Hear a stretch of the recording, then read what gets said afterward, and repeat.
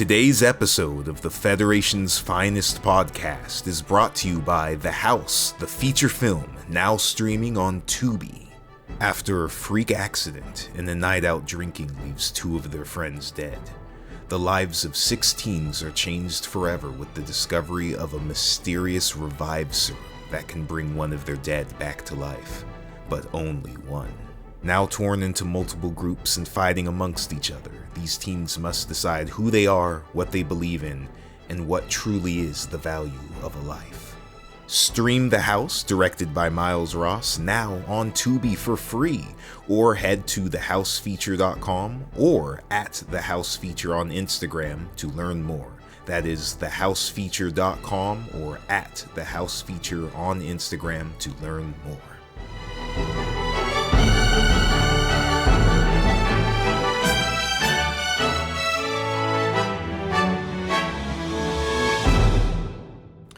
Hello and welcome to the Federation's Finest podcast.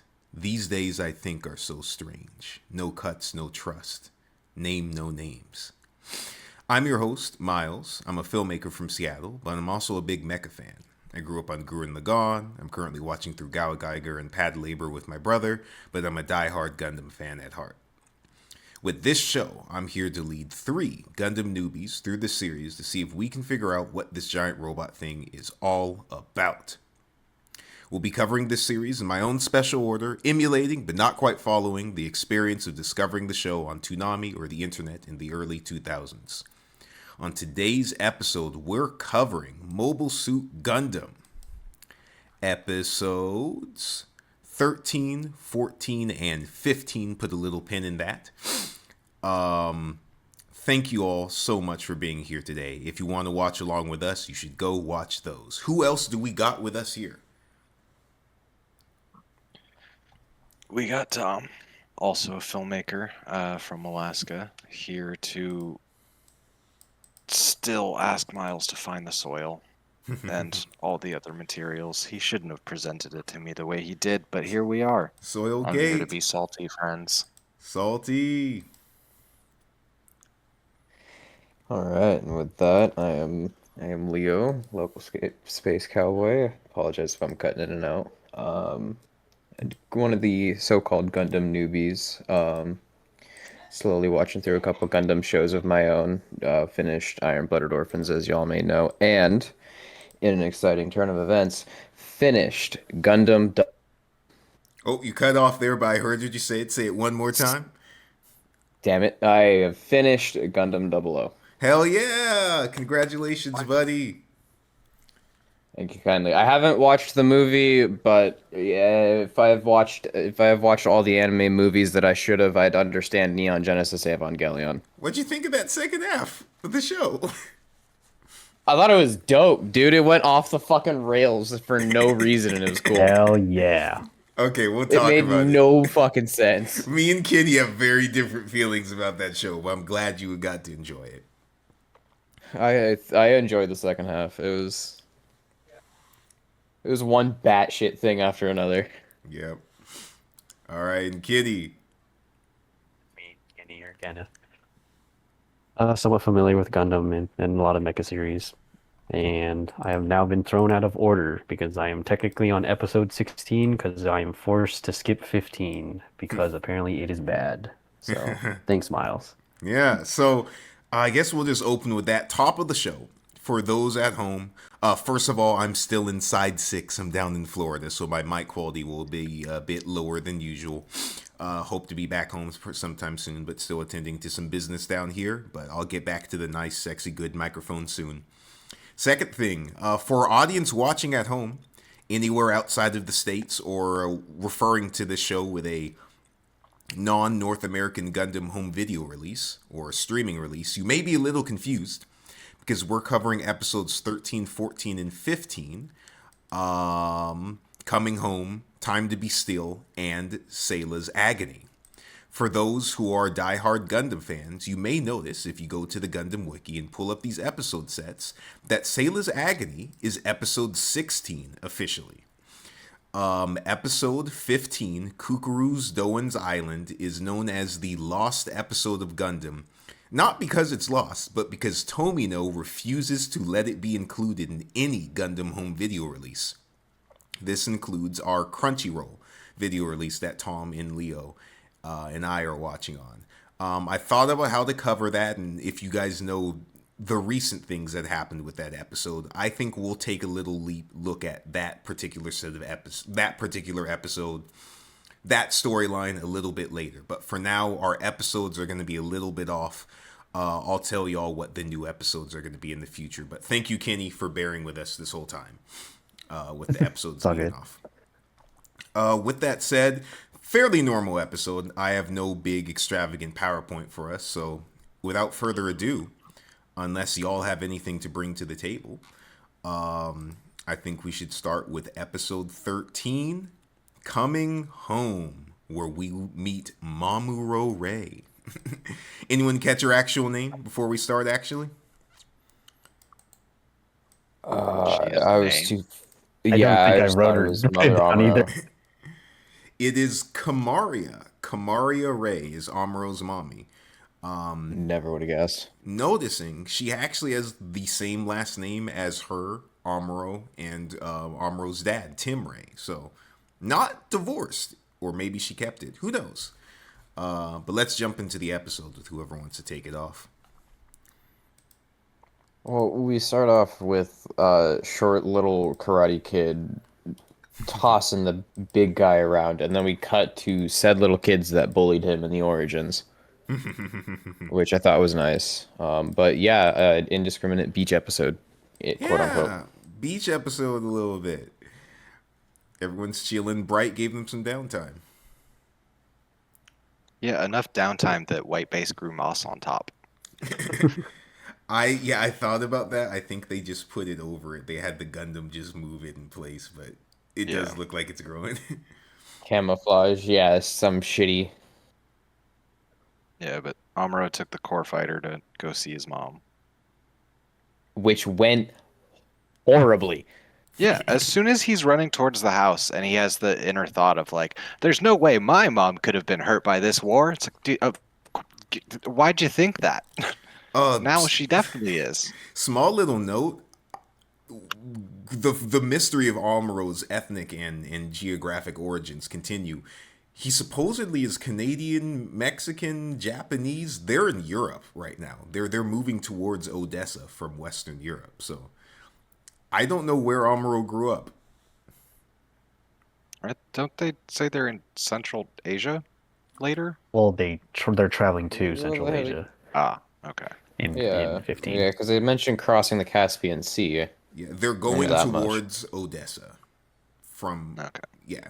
I don't fucking know where that's at. Ukraine, dude. Ukraine. But yeah, Amuro's running towards his house all optimistic and stuff, and then of course his mom's not there. It's drunk soldiers having a blast. Breaking, what is it, the Fourth Amendment, Sixth Amendment? I forget which one is like it's squatters' rights. Yeah, squatters' right amendment. Did anyone check, small little note, did anyone notice the song that was playing in the background that the soldiers are listening to? Nah. So that is a song that's very famous in the Gundam fan base that is called Char Gakuru, which is a song about Char Aznable and how cool he is. You can listen to it later. I put it in general. My guess is this is just a fun little Easter egg because they don't get to the part of it where it's mostly just the instrumental part. But possibly in universe, the Earth Federation soldiers are fans of the Red Comet too, and someone made a song about him. Just a little note. All right. But yeah, mommy's not there. Yeah, and then the soldiers make fun of him for being a little kid who's into stress. Is this your home, dude? Sorry, bro. Hey, what's the matter? You miss your mommy? So good. Okay, this whole chunk of episodes, the English dub, it was they went for wild. It, dude. Like, they had to pay rent. They made some choices. Oh, they made some choices. Then we get a flashback of their goodbye and the creepy little elf on the shelf. Yo, And mom's just like, I just couldn't bear to live in space. It's like, Uh, oh, okay, I why did. not? why? What are your thoughts on the It's puppet space. there? Any like metaphor or like symbology notes you're thinking of with that? It's his childhood. Oh Yo, no. It's the only it's piece of his house left untouched by the war. his Oh inner child. no. Oh, see, I was thinking it's this marionette is literally a puppet. Like it's a representation of him getting manipulated here by the Earth Right. Federation, Bright, the war. Ah. Nah. No, it's his childhood, man. I was gonna say, Yup. It's yeah. literally the only part of the house that's untouched. You're telling me that this puppet somehow sat on the shelf without catching a stray beer bottle as these soldiers were partying? Nah, Yeah. nah. Before we get to mommy and daddy's leaving, one thing I did put in my notes, not to break sequence here, but earlier we get two interesting lines.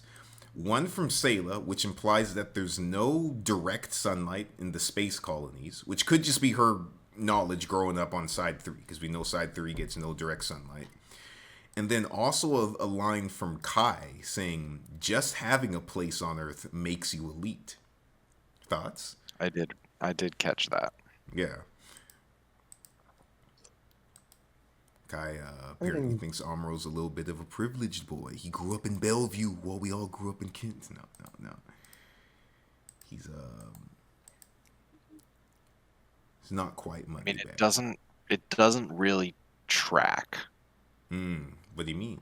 Like, so the okay, the population of the sides that we've seen, Yeah. they're not out there space mining. Like, nobody's out here stepping on the neck of Beltalowda. All Yeah. right? They're if anything, the space colony seems like a more privileged existence where everything would be more expensive because you're getting it up into space from Earth. That Like, space taxes, that space tariff of extra 50 cents or $1 per item is adding up, huh? yeah, but I mean, it also comes down to the level of like your air literally costs money, and you definitely need to pay your air bill. Like, I and wonder. I mean, it's well into the war, but what we've seen on Earth is like guerrilla fighters wearing rice hats going out to farm. Like, we haven't seen anything elite on Earth, Ooh, so let but me. we've seen a lot of nice Hugo Boss outfits in space. That's a good. So That's a good question. What about the rest of y'all? Do you think it's a better existence on space or on Earth? We do know the reason they did initially go to space was because of overpopulation, to move the burgeoning people into space. 1 billion people on Earth, 11 billion in space, though those numbers are kind of stupid. So, what do you think, Kenny, Leo? Better on Earth or better in the stars? Yeah, I think it's a privileged because it's like everyone talks about Earth being, unique or different. So I mean, that's how I see it. if I put myself in the shoes of somebody who grew up on basically an artificial environment that was created solely because of resources or what have you, but here comes a guy who grew up on actual soil, I can No definitely Hive see City. where, No Hive City, certainly. But real nice, right? yeah, listen, man, I'll take a side over a hive city any fucking day. Hive City's not exactly a happy life. Of No. course. Yeah, that's what I meant. Um, but I can definitely see where the privilege comes from. But however, me personally, I fucking love space, so fuck yeah. Yeah, we skipped. I'll just skip to one line in the next episode. There's another line from Xeon Soldier, which he talks about nice bug-free Xeon, and it's like, huh, nice clean bug-free Xeon is the line in the English dub. It's like, oh yeah, the space colonies don't have insects. Why would you bring bugs into space? A lot of reasons. The bugs are already in space. That's why they're filthy fucking Xenos. They didn't. There are no, besides maybe flies. There are no native populations of beetles or roaches or grasshoppers or aphids in the colonies. If you've never seen a spider before in a colony, that certainly would be a surprise when you come down from side 3 or side 4 or whatever. And oh yeah, there's, what the heck is that little armored squatting thing? Because they've never seen one. They know what birds are and they know what fish are, but no bugs. It'd be kind of nice. Okay, we'll get back to it. We get a nice flashback of Mamoru and Daduro leaving. Dad took Amuro into space, and seemingly while they were still together, with their little puppet looking sadly in the background. Do you think Tim and Kamaria are divorced, or what was the situation there? Well, she's widowed now, so academic. Jesus. To directly answer the question, I think the circumstances of events surrounding the whole thing kind of took up time. Oh, You know, with developing it Project being V. fucking space. Kind of hard to meet with a lawyer, you know? Yeah. I don't know, man. They seem to have pretty As he's robust telecom. now still in fucking space because he's drifting off somewhere. Is y'all's consensus that he's Macked dead into still? another side by now. It's her consensus. Oh yeah, we'll get to that in a sec. But yeah, mom stayed on Earth. Dad went to the stars with little boy for a better life as a military brat. But he goes outside and meets an old lady. Yeah, being harassed by Fedi soldiers. Fatty soldiers, not Zealand. No, these are Fedi soldiers. Yeah. Yup. The use of the pejorative is intentional. But Amuro, he's Paragon for life, so Huh. then Stands up of for him. course stands up and just like gets a hit in, and then it's like, Wait, oh, you it's a gotta- child against 2 adults, and then they just start stomping on him. Yeah, well, he's a Like, He turns 16-year-old into boy. exactly how you'd expect. He's smaller than them, but he's sizable enough to be like in a fight. And he gets on top of this dude and he starts He going. gets a good amount of hits in until the other dude just comes in and kicks the shit out of him. Yeah, if you're gonna ground and pound a guy, always be ready for his friend to kick you in the chest. Like, come on. Tomino seems to have a little bit of a rebellious streak in him, huh? With his kid going up against adults. Yeah. Rebellious or foolish? Who knows? Often hand in hand. After they curb stomp this boy and this old lady's like, wait, that's Kamaria's kid. He goes off to the other village. No, that is not what she says. She says that it's a friend of my daughter's. She did not say Yeah. her name. Oh yeah. You're right. Yeah, but lets him know his mom's volunteering at a refugee camp. So go find And- your princess in another castle. Go have your mommy issues somewhere else. Yeah. And then we meet our antagonist for the episode, which is the stupid little recon dops who are bored and looking for action. I forget what that machine's name is. I have it in the notes. Its name is Recon Dop. Fucking garbage. Fucking garbage. Fucking But- stupid. White base splashes one real quick with the core fighter. Lugan. But yeah. No, that's dumb. It's No. Recon Dop. I do prefer Recon Dop. Lugan sounds gross. Ryu does a pretty good job taking out the two in the two Lugans. Takes out He one. Takes out one. The other one he hits. No, he does a good job taking out the first one. Takes out one, yeah.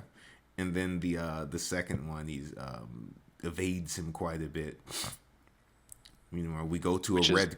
wild because he definitely has a speed advantage. Oh yeah. 100%. Like significant speed advantage. And we get to 10 minutes in, and we get a little English dub flub. Kenny, What is the gender of the person in the purple? It's an old man. It sounds like an old man, the one in the purple. Okay. Well, then I guess it's not a flub because the one in the purple is an old man in English too. But I thought this was an old lady because I saw the breasts in skirt. But Same. let's not be Damn, look at you assuming gender. yeah, let's not be phobic in any sort of way. Well, this will be an old man. I'll scratch that from my notes. I thought this was just an old woman they gave to a dub male voice like that Akira old lady. But yeah. Yeah, no. Yeah, just a couple old geriatric bastards telling the kid to hide his plane. Yeah, as soon as he lands, they're like, "Bro, can you like move this, please? Move your shit. Move your jet. Move your jet, bro. Watch your jet." As if he's not already been spotted. Yeah. Which, of course, is the trouble. Oh, always. He brings it with him. But I do love that then when he sees his mom and she sees him, and they both know who each other are. They've said each other's name, like Mom, Amuro. I think I know where this is going. It's like 20 seconds before they move. Yeah. It's like a 10-second like hold. It's like, hey guys, we really needed to save some frames, so bear with us for a second. Right. We need to reach the. Hot Again, time. I love that. What I love even more than that is, they're quickly afterwards like, move your shit. And he's like, oh, hey, so that's your son? Like, oh, what was your first fucking guess? Yeah. Like, this is why I call them geriatric. And then we Yeah. cut to Amuro just in a bed. Yeah, I don't get why he's in the bed already. I think I get covering him with the blanket to hide his uniform, but the only reason I could think of is like, Mom wanted to tuck you in since it's been so long. Yeah, I think this is just like a mom They know moment. Or like when they show up. This is like, hey, Mom said come over here, lie down so we can talk. I don't want to like just talk to you standing. Okay, I have a but bed for fully you. clothed? Yeah, I know. She's wanted to tend to her son for a little bit. Mom moment. There is a little English dub flub here that's different from the Japanese. They're talking about his dad, and then in English, Kamaria says, "Then you don't know that father," and then a ... ellipses. In Japanese, she says, "Then we don't know if your father is ... So in English, it kind of implies she's like, you don't know if your father is friggin' dead. And then Japanese, it's like, then I guess we don't know, is dad dead? Little bit Depends of on who changing you ask. there, yeah. Nah, he dead. He's not dead. Thoughts? Can he be the tiebreaker? He has to be alive. Unless it's Attaboy, on Kenny. fully dead. I'm like, sure. I will Unless let I see you. like a vaporization, yeah. I will let you know there are times in Gundam when both of these things will be true. When it'll be like, oh, is this clearly setting up that somebody's alive, or is this person dead? And it's like, yeah, that dude died. What are you talking about? Tomino's kind of weird like that. So keep your bets. Hedge your bets. Listen, weird. this is Gundam, goddammit. They are not dead unless we watch their Gundam blow up. Like, and even then, they might still come back. Thanks, Gundam 00. Even then, their goof mobile suit might be cushioned by the desert sand. I'll let damn you it. know, sometimes dead does mean dead in Gundam. I know you watched 00 when Homeboy blew up in that cockpit twice, but No, I'm talking about Lock-On. oh, Lock-On. Oh, his twin. His He's twin. somehow a twin. Yeah, that miraculously showed up. Oh, I thought you were talking about Homeboy who came back as a cyborg. Well, that's Sorry, quid what? pro. He's too cool. He's the Char of that universe. He You can't. go. You can't judge him. Yeah. But yeah.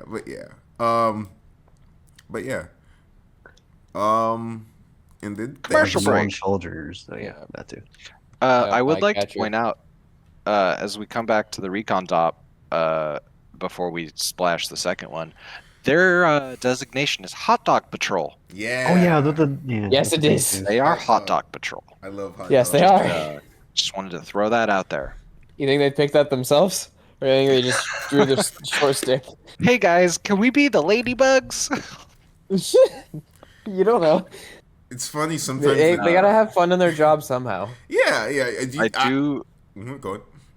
No, I'm moving on to the next thing. So whatever you had. Oh, I was gonna say I just picture Cassilia just like, and this one's going to be called Hot Dog Patrol. Makuve, did you approve this? And he's like, yes, Your Majesty. And she's like, With let his them call big-ass themselves what they forehead. want. Yeah. I picture that now going more of like Hot Dog Patrol. This must be Makuve. Did you approve this? Yes, ma'am. It is a delicacy that the old Earthers used to eat. You know what? Now that I'm thinking of it, Makuve is Eastern Europe. Rambaral is Western Europe / at the Atlantic Ocean. Ramba 100% would be like a Hot Dog Patrol. Excellent. It shall be that. You'll be Hot Dog Patrol. You'll Actually, be no, Hamburger I Patrol. can see Ramba doing that. Oh, I'm 100%. behind that. And But I love that Bright, when he's like, oh, that plane is going down near Amuro's hometown. I'll just call him and have him handle it. Like with no he's fine. He's a support, firefighter. no mobiles. I'll just call Amuro. Just hey, there's a plane that went down. Just go take care of that, doc. Just you got that. Light work. Light work, no reaction. Do you think the guys in the Lugan survived? I hope they did. They seem like cool dudes. I kind of don't want any Zeeks to die unless they're horribly bad people. You know, for the most part. I think depending on the side of the war you're on, they're all horrible bad people. All the war is wrong. Anyone seen an airplane? I got chocolate. Kick him in the Another nuts. wild choice for voice. Yeah, the two guys go in and they start looking around the little Red Cross medical facility they got here around like was this 1356 in the episode, and then the Xeon guy offers the kid chocolate. I'm gonna head. I want my parents back. Definitely the goonish kind of voice, you know. It's crazy Hey. because I'm not sure if it's just a cultural divide, but like offering this kid chocolate is so like weird. It's Like, a wartime thing. yeah. Well, especially for Tomino. Like, I mean, at least as far as I know, depictions of it in war movies are more of the Eastern theater. But it was pretty common of like you're liberating a French town, or you find some like locals who have kids, and you've gotta like give them some chocolate. May I have a quote for you, real quick? Tomino. No, you may not. From NHK. This is NHK's article from August 5th. Gundam Creator Talks War Robot Anime. There may be some spoilers in this, but I'll link this here for you if you guys want further reading. Here's a little bit of Tomino, the creator of Gundam, talking about his childhood. Before he goes talking here. Yoshiyuki Tomino was born in Odawara City, Kanagawa Prefecture in 1941, the same year the Pacific War began, with the Japanese attack on Pearl Harbor. During the war, U.S. fighter jets frequently targeted a military facility near his home. Quote, a couple times I could feel the heat from the building burning nearby while I was hiding in an air raid shelter. The most terrifying experience for me as a child was when I was in the shelter that neighborhood association was digging. Because my house was the farthest away, when I got there, it was crowded and I could only sit at the entrance. There was a straw mat hanging at the entrance to block the wind, and the way it swayed back and forth was extremely frightening. He goes on, I clearly remember running to an air raid shelter with 2 or 3 of my favorite picture books in my arms. I also remember our kind, elderly landlord dying when a firebomb exploded as he was trying to extinguish it. I saw him buried in a grave. I think that took place about a month before the end of the war.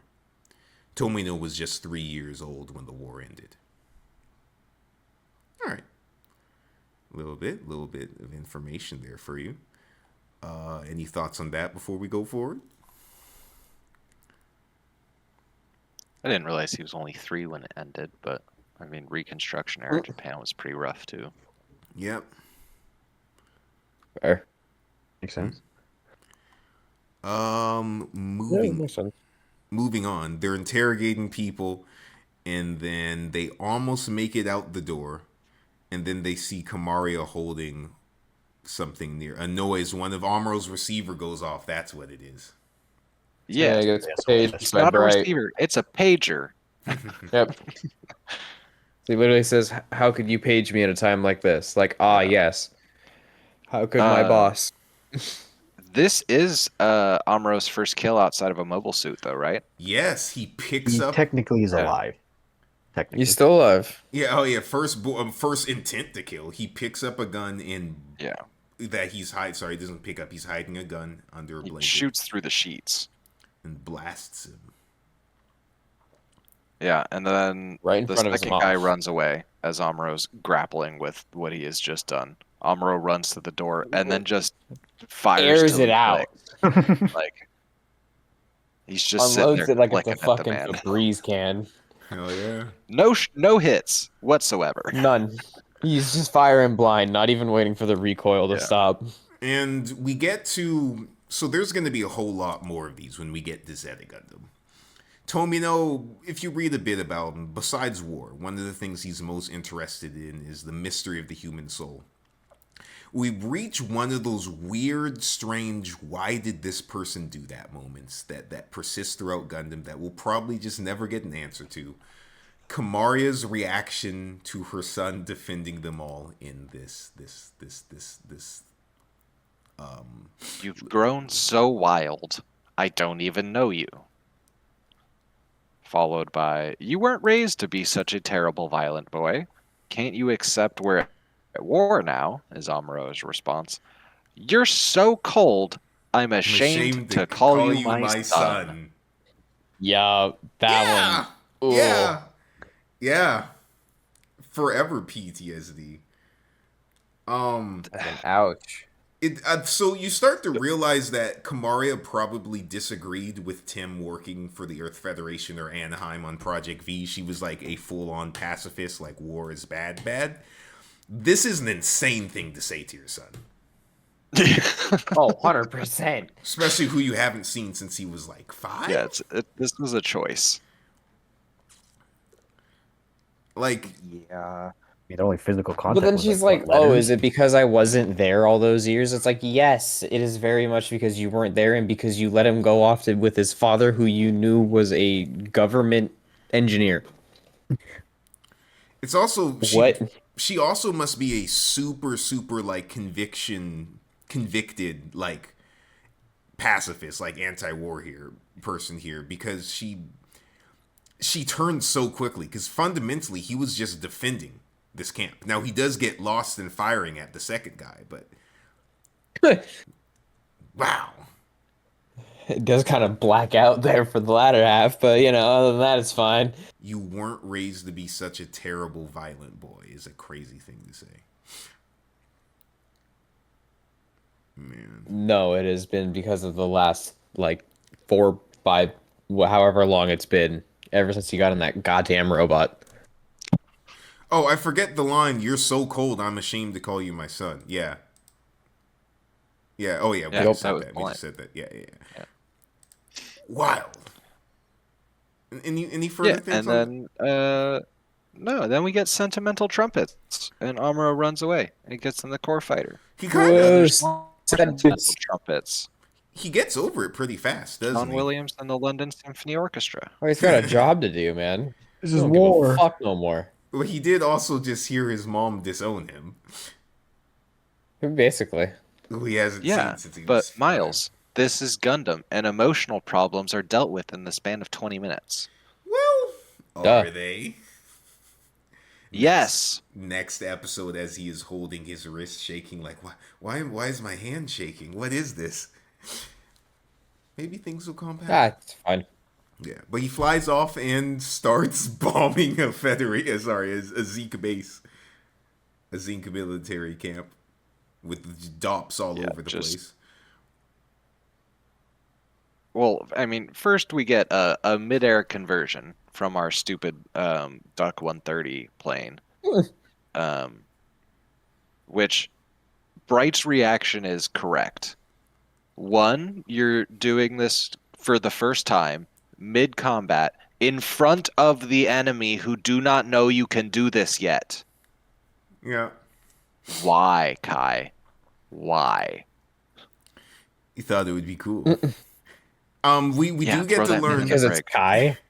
we do know that the core booster and the Gundam line up with the same colonies, space colonies use the dock. It's laser information delivery technology. The little male and female ends of it dock in using laser comms, which is cool. Would that not be interfered with by Minovsky particles? Don't think about it. But I am going to think about it. I am going to Hope think you about caught it, him. Miles, because if I can Well- use lasers to guide things, then I can use lasers to guide missiles, Miles. it was a short distance, and the Minovsky particles weren't so effective. Oh, a short distance. You mean like a guy popping out, I don't know, like 60 yards away with a laser guided javelin missile equivalent? I don't know. Maybe a bazooka that he can just point So it's all BS. My at a best guess hoping. for most Gundam is mobile suits and machines can Minovsky broadcast at any point in time, but they're not always Minovsky particle broadcasting. So when this Gundam is lining up, God forbidding that the DOPs around it are not like broadcasting Minovsky particles and it's not broadcasting itself, it is able to use the laser technology to dock the core booster into the Gundam. We'll say So that. only when it's relevant for the plot. Got it. Yeah. I'm never going to give it up. It's fine. It's fine. like I said, if you guys hate this show, I'm perfectly fine with it. I'm just if you guys hated being on the podcast, that's when I'd be like, oh man, that sucks. But whatever criticism or thoughts you have of the show, they're yours. But yeah, he makes quick work of the base, and we end our episode with Bright meeting Mamoru Ray saying bye to her son. One of the worst, like, mother-son farewells. So cold. So cold. Stone cold. Having a hug. Just peace. A salute and I gotta go. I will say she's traumatized, but of all the people to leave your kid with, even if he's just 19, Bright at least looks like a responsible, like well-dressed military man. Like he looks like he's in good hands. And he's very much acting like it in this conversation. Oh yeah, Yeah. He's very stiff. Yeah. very formal. And then Frau's just in the background. Like, oh, And then is looks that your over her mom? shoulder as mom's just, I'm too weak from emotion, and drops to her knees. I'm just picturing in the bridge opportunity off screen. Amro, is that your mom? Can I say hi? No, let's get in the white base, Frau. Oh. See, as far as actual emotional depth in this episode, as far as I'm concerned, this was the only real moment. Oh, Was okay. Frau looking at Amuro's mom. I think And this then is and then his mom drop into because she's like, oh, she gets it. Amuro doesn't, but this girl understands who he was and who he is now. I'm not the only one, and that's Yeah. what breaks her. Yeah. Yeah. I mean, Yeah. so I Fair know enough. we talked about it before. I felt like the drama in this episode was warranted. It just is crazy wild. My problem with it isn't that it's warranted. My problem with it is that it only takes 20 minutes. At no point does Amuro grapple with the fact that he just shot a man outside of a mobile suit for the first time. At no point does Amuro grapple with the fact that he just mortally wounded a man. He doesn't sit by that man's bedside and have to deal with the fact that this is a human being who also has a mother, who also had friends back where, like, we don't dig into this. Gundam straddles this line of pretending to be a kid show and pretending to be heavier than a kid show at the same time. But as soon as it gets into that heavy, it goes, whoop, 20-minute, gonna kid show, wop, wop, wop, wop, wop, wop, wop, and we don't go back to it. Now, if I Like, may sure, push we'll get an episode every now and then of Amuro white-eyed, Yeah. and then we'll talk about it for 20 minutes, but we don't live in the moments. We don't have time to breathe and actually explore them. How do you It's too guys feel? quick. How do you guys feel? Definitely kind of agree with Tom here because I mean, yeah, it's a lot to pack. That's a lot of trauma to pack in 20 fucking minutes. And then, you know, like he was saying, we just don't touch on it again. Gotcha. Yeah, I agree. I mean, this is the first time we've talked about his dad in how long? A few episodes. Since he got sent into space. Episode Yeah. like 3, 2, maybe even 1. I don't know. Yeah, Well, like yeah. you were making jokes when you jumped on about salt. Like that's our problem in a future episode, but we generate a new problem every episode. It's a procedural kid show format, and you don't have time to do the things that you're trying to do in that format. Like if you're gonna do Zuko alone, which I put in my notes, this is Gundam trying to do Zuko alone. Take the time to do Zuko alone. Like focus on one aspect of that character and really focus on it. All right. Well, Yeah, hey, yeah. we'll see if you think that in the future, or if it changes, or if it gets even weirder and doubles down on this weird uninsistence of getting into the emotions in the moment, which I do agree it is doing a little bit. But yeah. Any final thoughts on this episode? Go on. I do like that you posted 3 different photos of White Base taking off because it takes off so slowly. Yeah, I kind of use those It's for the so thumbnails. over dramatic. So slow. I can hear Tomino talking to his like animation director, and he's like, "How long do you want this to be?" And he's like, "The last 20 seconds of the entire I think it was show." how long do you want this to be? How long can that oboist hold a note? It's pretty good. Hey, well, that's like the that. end. Oh, sorry. Okay. Well, that's the end of episode 13, Coming Home. We move on to 14, Be Still. Time Be Still. Time be still. And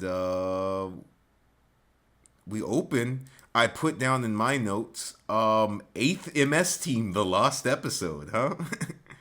Yeah, it's 8th MS Team, the Xeon side. Yeah. Let's meet the bros. Mhm. They got a magician. They hired the magician. To perform Who for the names his tricks after just general Xeon support?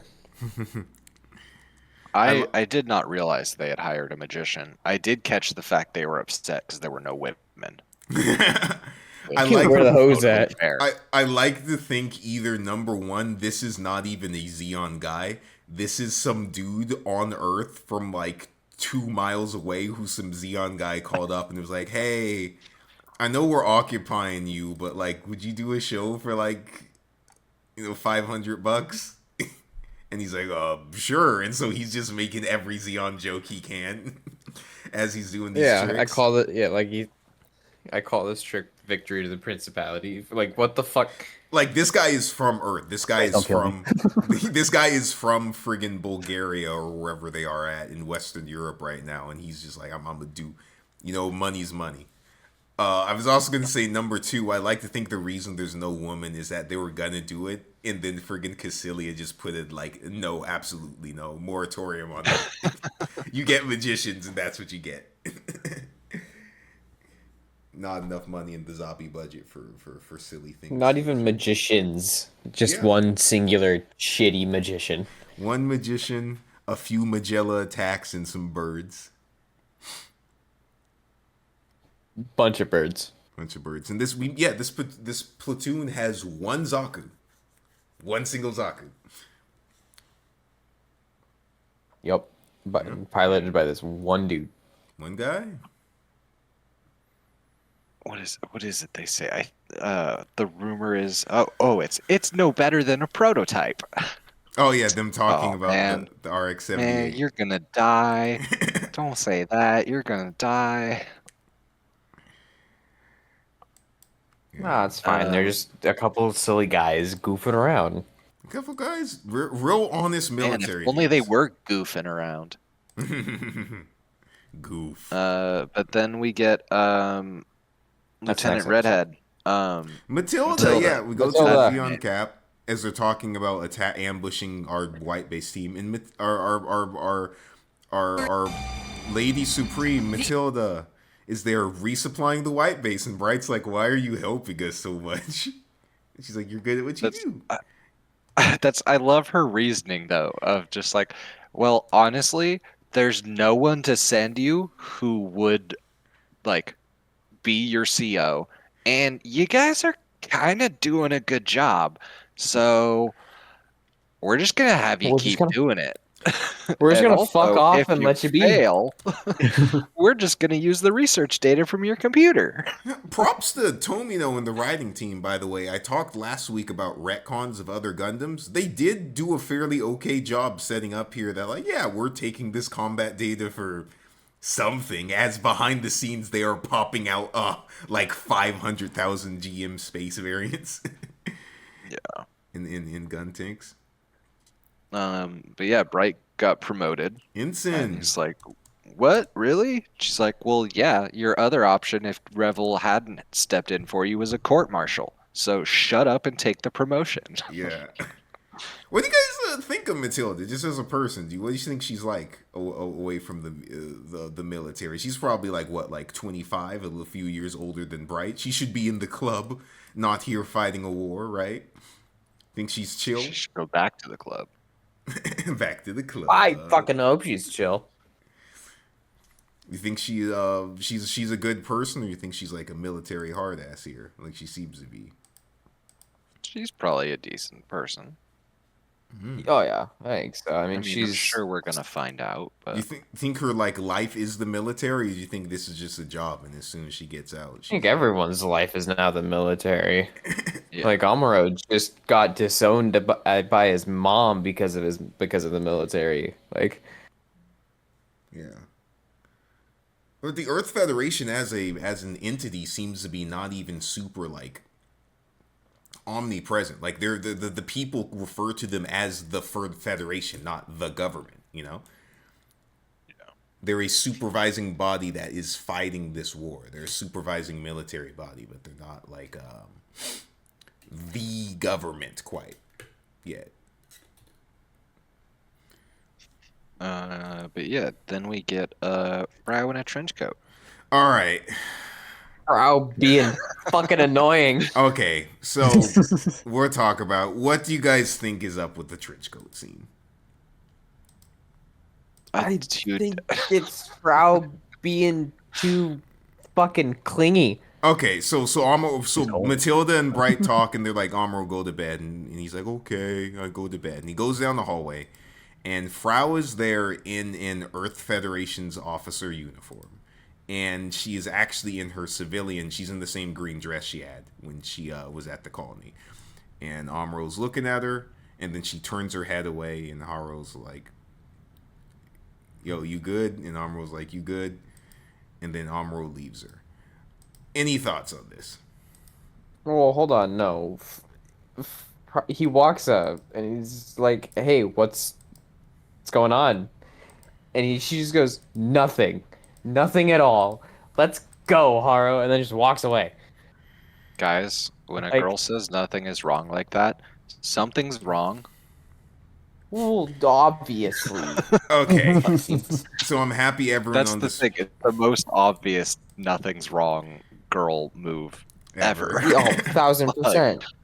Even Amuro should have been able to sense that one. So clearly, No, he's just like, what the fuck was any of You that? focus on Matilda.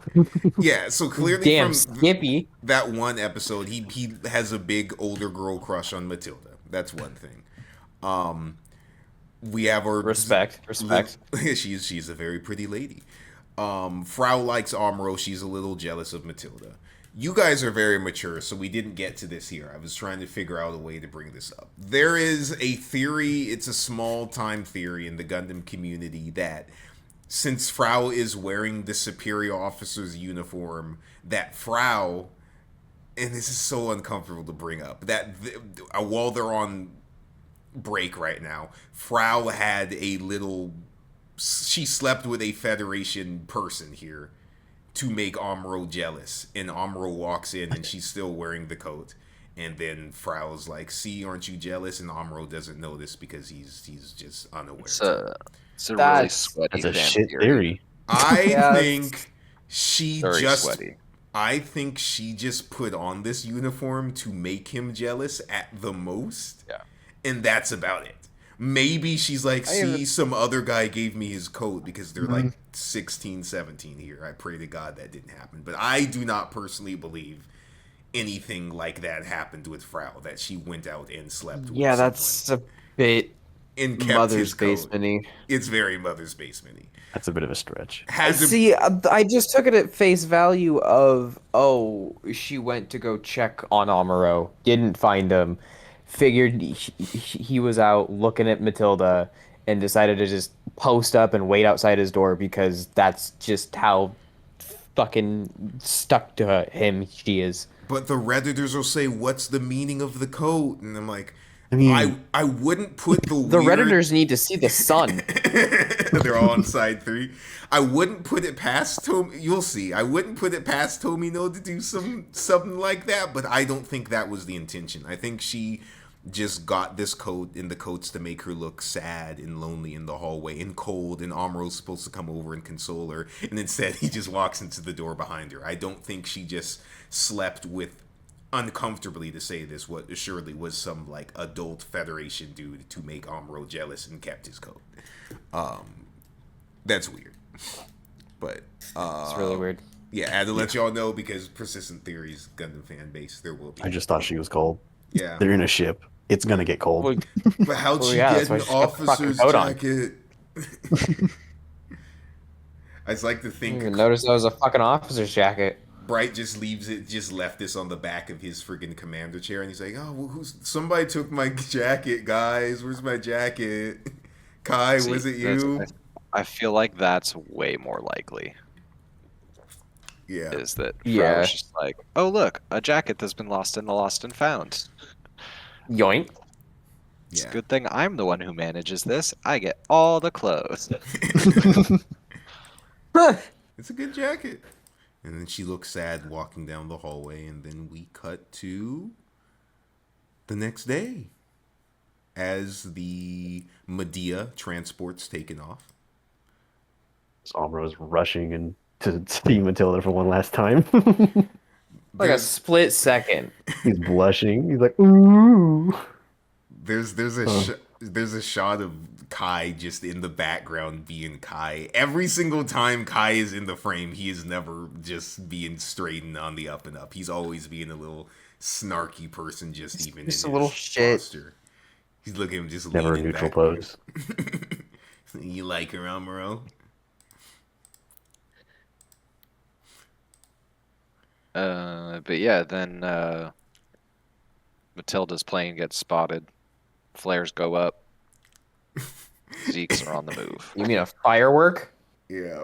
And Amuro's like, "I will handle it." Yes, please let me go save my one day girlfriend. I get to see Matilda again? Yes, please. Please let me go impress the Please? girl. Yeah. Give me a chance, boss. Put me in the game, coach. I'll score. And Bright's like, "I got you, homie."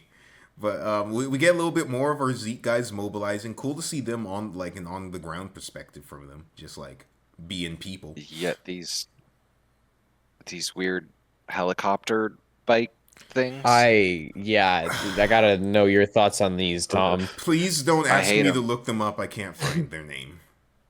So it doesn't matter. Their name is heli bikes. The only issue Uh-huh. is, you guys ever seen what happens to a Jeep Wrangler with a heavy lift kit in a windstorm? No. It goes we. Sure. So, the Wrangler's already top is wide, and then you put a lift kit on it, and then the wind starts blowing, and wee cow Wee. tipping Yeah, live yeah. edition. There's a reason a helicopter has rotors in perpendicular directions. So, if you've got your big heavy machine gun positioned way up high, and then you've got two rotors positioned down, is there anything keeping you from wobbling side to side? Because I didn't see it. So thing is that I it's like to supposed to be imagine encapsulated in these this guys are little flying up, but also like spinning around like foosball men I while love they're that. flying. I love that. Like, just no helmet either. Like, you're just flying this thing, just getting whipped around. just Like, whiplash like a you son know, of a bitch. you know those little propeller toys that you put between your hand and like rub it really fast and then it flies off? Yeah. That's these guys. So I got But they're bad. the propeller. I got bad news for you. So first of all, I did find it. It is called the Wappa. Oh Yep. God, I hate it even Of more course, now. it deserves What that the name. fuck? Number two, without spoiling further Gundam projects, I thought this was a unique thing to OG Gundam.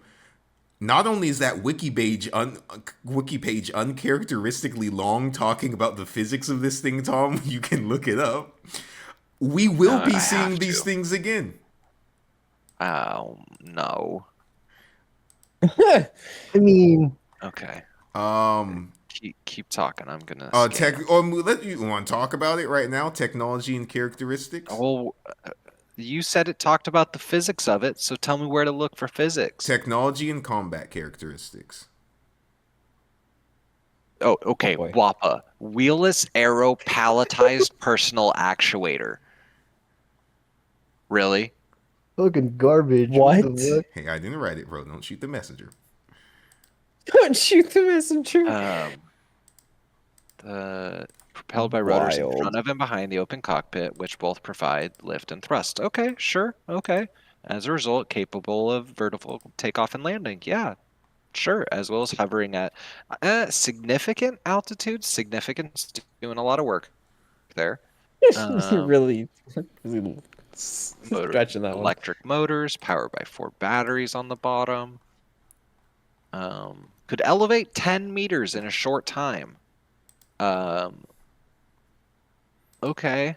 I know I've 4 made this. telescopic landing legs. I know I've Sure. made this joke before, but I'm just picturing Dr. Minovsky's notebook getting raided by Cassilia, Agirin, and Dozel, and they're like, "This stuff was good. He was gonna make this, right? Just put it into production." And then they don't see the just garbage written on the top of it. Do not use. So the WAPA moved and changed directions by angling the rotors individually. Yeah, that's how you would do it. But I mean, come on, man. Like you'd How do have you to land on spend calling it a some WAPA? serious brain power and time learning to fly this thing so that your turn doesn't end up flipping you over like you're paddling a kayak. Hey, either Minovsky is a genius or the Xeon scientists are maybe brighter than we take them for. They're high in Minovsky particles. Also, High off Minovsky particles is insane. I may have to just read this because I know you guys aren't. If anyone wants extra credit, apparently there is more on the 3 WAPA in Mobile Suit Gundam Hardgraph Iron Mustang, a manga, a companion manga that ran October 26, 2011 through December 26, 2012. Yes. Obscure media, of course. It has 5 chapters. I may just go read this. I'll add this to my list. So here's the thing. If this hadn't flown 10 meters up really fast, I wouldn't have a problem with it. If this thing was just hovering right off the ground, I wouldn't have a problem with it. It's the whole spinning around like a kayak guy. Oh, it's 13 chapters. That's got me twisted up about this one. Yeah, it's a thing. I found all 13 chapters of this. I may just read this before next podcast. You guys don't have to. I gotta know more about the WAPA. But carrying on. Yeah, Matilda goes down. Amuro's eager to save her. One Zaku, smart Zaku, take shot Zaku, runaway Zaku, bait Zaku. Yeah. All the bikes are Yeah. here. Or, well, they're buzzing ominously through the forest, and then they're here. And then, And Amuro. chow! Commercial break. Yeah, and we get to meet our Wappa team. Our 3 Wappa team as they blast off. Which I wish I had these guys' names. They're cool dudes. Yeah. Yeah, I mean, their plan is solid. I am a little confused why. I mean, they say supplies. We only have the bad stuff. We don't get any of that good remote detonated stuff. But why is a force capable of getting to and sustaining life in space incapable of creating any kind of explosive that isn't? I don't know. Set the timer for 30 minutes, dog. Like that kind of rubs me the wrong way a bit, but It's like, come on, you made definitely a magnetic bit sticky bombs. cartoony. I did like Amuro being all cocky and then getting just the top half of his shield annihilated by machine gun fire. Yeah. That was Yeah, what special. what the fuck does he say? Hold on.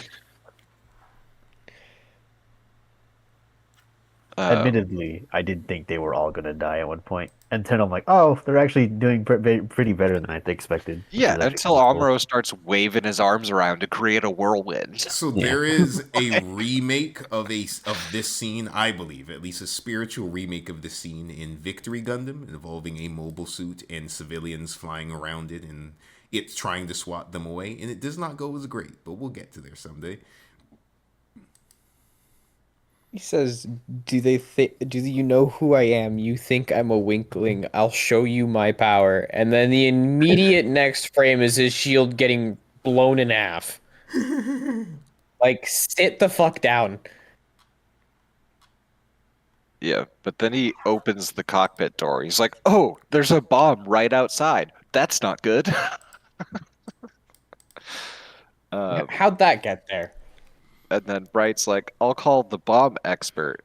You mean the teenager on board who happened to be a little bit into watching the Hurt Locker before you guys took off? Yeah, Dude, well, that guy. Honestly, if the Universal Century is get in that the guy. future, I think Amuro watched the Hurt Locker. He had to Yes, have seen he that. absolutely watched the Hurt Locker. Let me do this, Bright.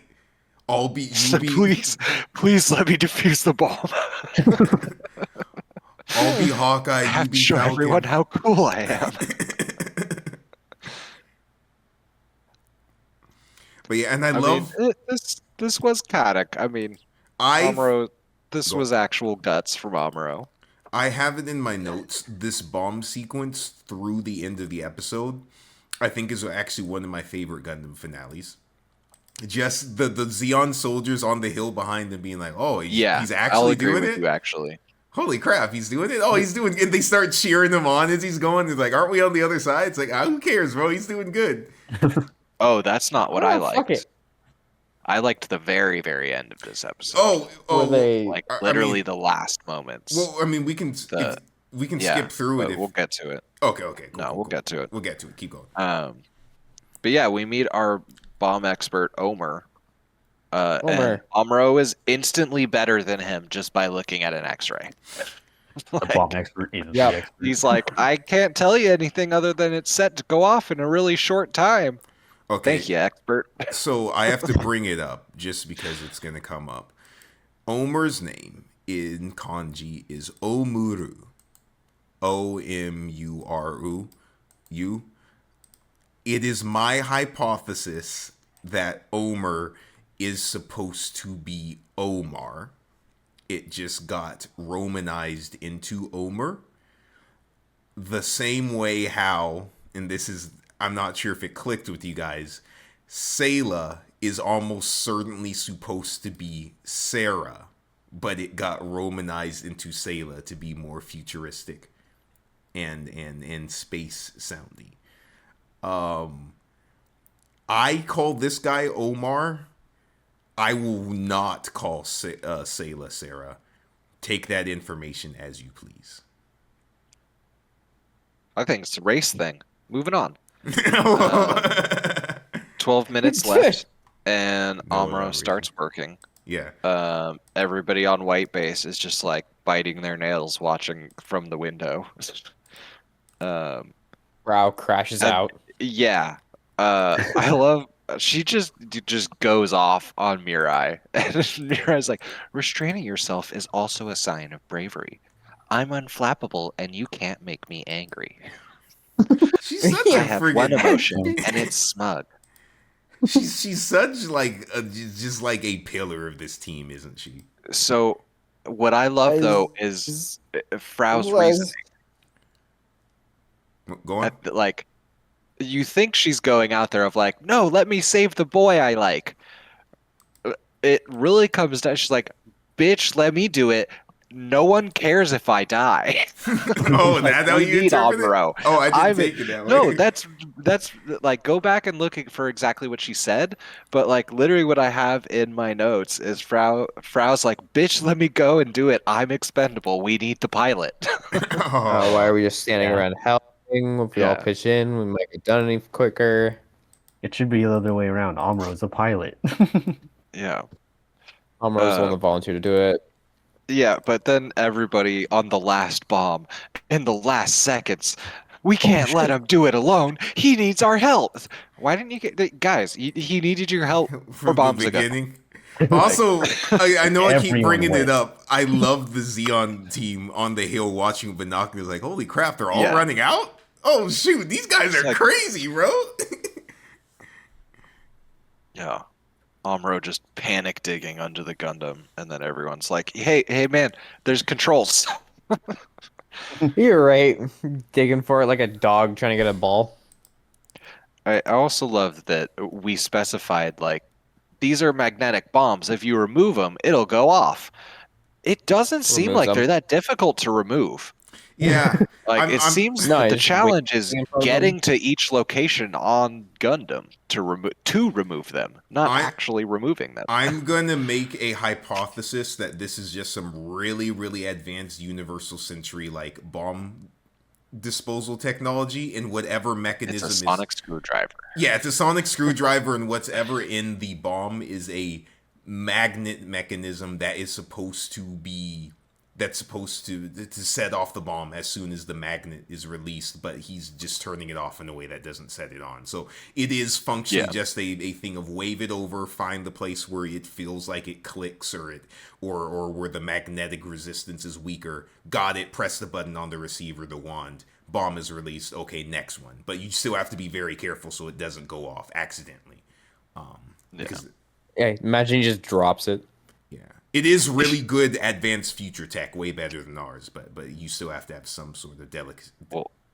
So that's imagine he dropped it. No, imagine that Kai hits any bump in the road Bump as in the he's road. driving, very specifically 1 kilometer. Like calls it out. Kilometer. Hey guys, I'm gonna drive 1 kilometer. But yeah, then they jump in another car and run away. But the boom tosses the car, and no one is even remotely injured or worried about that at all. Let's also not talk about how it was a very big pink explosion, which resembles the pink Minovsky explosion, so that should be kind of and then it nuclear, full but mushroom clouds. But no, you're good. We drove away 1 kilometer, and then we were caught in the blast, but we're fine. Don't worry about the mushroom cloud. It wasn't that big of an explosion. Let's just assume, unless Tomino in the show says it's nuclear, it's not nuclear. Or Minovsky particles just are weird and don't give off nuclear. It's not even if it's nuclear. An explosion of a sufficient size will just, that's how Jellify your explosions work. guts. Yeah. But it was an explosion of that size, and they were caught in the Yeah, it's blast, fine. and they just shrugged it off. Yeah, Maybe- whatever. maybe- They had a fridge to hide in. This is their Indiana Jones fridge moment. I also want to say, like, just for like male bonding moments, if I was 16 and then me, Kai, and Ryu survived this, I would be talking about this all night. At least the next day would be like, yo, we dropped off a bomb. Oh, it went off and we sped away and the explosion happened behind us, but we survived somehow. Like, this would be my entire like weekend talking about this one cool Trauma thing. bond. Hell yeah. Also, say what you want about Kai. Good teammate. Just snarky. So here's what I liked Yeah. though. The end of this, we get a minivan approaching. Yeah, and they're like, "Who is that?" It's just some local boys. Definitely not Xeon soldiers. Just some local boys. Definitely not the dudes who were watching you with binoculars as you took off the bombs they put on. They Just some didn't see local those boys. guys. Nothing to Just see some here local at guys. all. Hey, you're that pilot. You're probably pretty brave. Good to meet you, buddy. We're definitely just some local boys. And then they drive off. And Amuro is just all of like, cool, I'm relaxing. And those guys think I'm neat. Bright turns Bright and Mirai are just like, those are the guys. Those who were the guys that planted planted the bombs. Absolutely, sir. Like, Oh man, that's what I liked. Those two are good. I love this ending in. Okay, this is not me complaining about Gundam because I like the formula. I like some of the formula Tomino goes when he gets further into Gundam, but a lot of Gundam episode endings, especially from Zeta onward, are people in the corridors and hallways of spaceships having like dramatic conversations with each other, and they're having decompression talks. They're having talks of what happened in that episode, or their philosophy of war, or relationships, or people, or humanity, souls, and gravity. But sometimes I like the switch up of like, hey, yeah, here's a group of soldiers you were fighting. They got away. Here's a nice little weird moment at the end, and then we watch as the sun sets. And that's kind of the beauty of original Gundam, and specifically Tomino's direction and decision making that I think is really cool. I would prefer more of those moments. Yeah. More of there's humanity on both sides of this terrible war, and less of the let me dump all of the trauma onto my character and then not sit in it.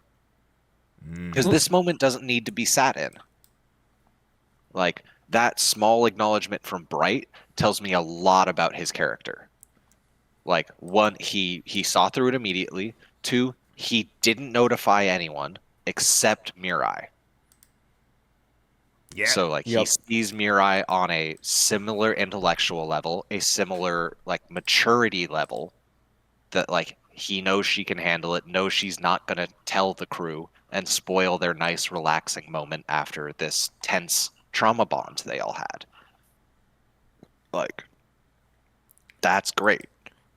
I also want to say, by the way, I cannot believe I'm saying this. That manga I was talking about, Mobile Suit Gundam Hard Graph Iron Mustang, direct sequel to this. Kuoran, the main guy, the brown-haired kid, who's leading that little WAP group, the WAPA group, he is like in that thing. He's a character in that manga, so I guess I'm gonna have to read this because it's like a direct sequel to this. His little WAPA platoon are the characters in that manga. So, no, we are going with your slip up. They are now forever known as WAPs. nope, I am not calling it Yep. that. I am not calling it that. I second this motion by Tom. They are the WAPA group. We have no ill will As towards the any group. acting. What the fuck did I get promoted to last time we were here? Oh, I don't know what your rank is. Love it. Anyway, episode 15, Sayla's Agony. Yes, Sayla's Agony. I just want to say, guys, I think we need some salt. We need some salt, guys. Stupidest subplot. So, it's not, though. The reason they need salt is stupid, because they just got resupplied. But, hey, they just happened to hit one of our storage compartments that was holding all of our salt, because we put it in one spot. But no, you need salt to live. You do. Like, that's real. I Like, completely your understand salary that. comes from the salt that you were paid as a legion, as a Roman legionnaire. Like, the phrase "worth his salt" is like, were you worth bringing on the boat? Because we have to bring enough salt to keep you alive, and that's going to take up space. Are you worth the salt we have to bring to keep you alive? I know that's all really true. It's just it's very funny to me that this entire episode goes super deep into salt with our chef. That Swedish chef shows up for the first time we've ever seen him, and it's just like, right, we need to find the salt.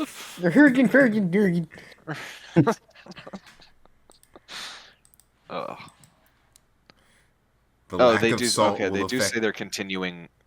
I have it in my notes, but they're continuing west across Central Asia. So that's weird. They are going across Europe. They're going from like France and like Spain and Portugal towards Odessa. So Okay, because it looks like they're flying over the Gobi Desert. yeah, let me double check that. You can double check that with your telescope in the middle of a sandstorm. It'll be a really useful tool. One second. What I did think was going to be Okay. one of the subplots for this whole episode was how tired everyone is, and how Yeah. we keep pointing out that everyone's tired.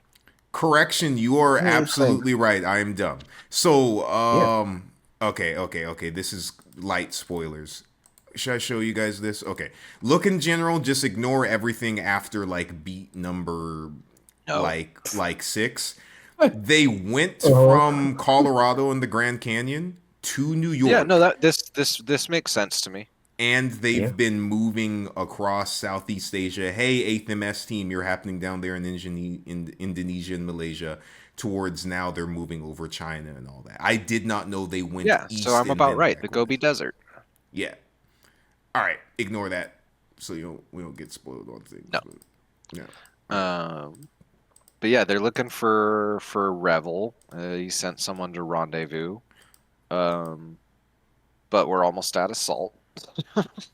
There's Got a Jeep coming up. We fire warning shots at this Jeep. We didn't fire warning shots at the minivan when we were all relaxing. Just wanted to point that out. yeah, it's a civilian minivan. What do you mean? It's just some guys. They're just some bros. They're in t-shirts. They were in wife beaters and jeans. They're just some chill guys. Come on. How could Zeeks? Those guys couldn't be Zeeks.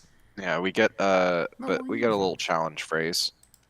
Butterflies And we fly. find out that Odessa Day is happening in 5 days. It's a new offensive against Makuve or Casilia, or both. So we learned. Yes. Yeah, we learned in the origin. Makuve is basically just. He is an instrument of Casilia. I can't think of the word. He's reporting directly to her than any other of the zombies. Underling? Okay. Well, Under he's him. holding some important mines, and we want those rocks, so we're gonna go kill him. Point. But I can't remember who remarked. I think it's Bright remarks on it. But this is the first time they've gotten legit like military orders. They've kind Yeah. of just been trying to regroup with people, and now someone's like, "No, hey, we've got an objective for you. Take that raggedy bunch of kids that's really good at killing Xeon, and go kill you some Xeon." Yeah, well, I mean, if you think about it, looking back at that map again, that we'll not post again so we don't spoil things. No, I still have it up on my monitor. I never closed it. Fuck you. Going east coast, west to east, back west through all of Asia, and then just basically circumnavigating the Earth. It seems like Rebel and High Command is kind of just like they didn't know what to do with them for a very long time. They like them beating Garma was a surprise. Yeah. And scrapping with Ramba and all that. So this being their first orders, I can see that. But they're almost out of salt. They're almost out of salt, and salt, a lack of salt will affect the crew faster than you can imagine, guys. Yeah, but why haven't we used this cool floor map before? This thing's cool. You guys have a floor map. Do you could play such a big game of D&D. Bright is he got this ship. Remember, it's not his ship. He inherited it, so maybe he just didn't know it was there. Floor map. Yeah, fucking Mirai's just flipping switches and suddenly everything just lights up and Bright's just like, what We the have this. fuck did you do? Why don't we use this more, Mirai? I don't know. Did you know this was? but Yeah, yeah, I read the manual. We get some Freddy foreshadowing. They think they're gonna see Makube. But you're not. It's Ramba Raw in a weird yellow pretend tank, and he's setting up an ambush.